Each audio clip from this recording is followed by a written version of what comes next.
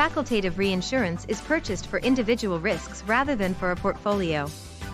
The cedant selects which risks to cede, and the reinsurer underwrites and decides whether to accept each one.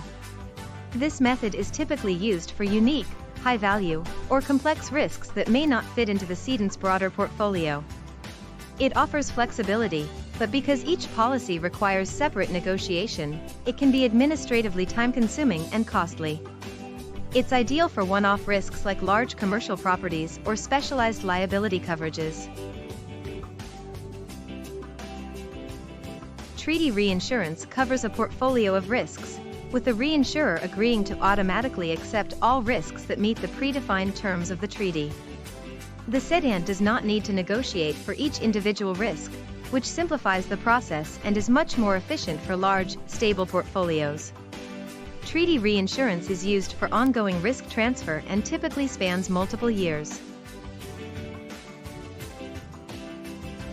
In proportional reinsurance, both premiums and losses are shared between the cedant and reinsurer based on an agreed percentage. The reinsurer assumes a portion of the risk and, in return, receives a corresponding portion of the premiums.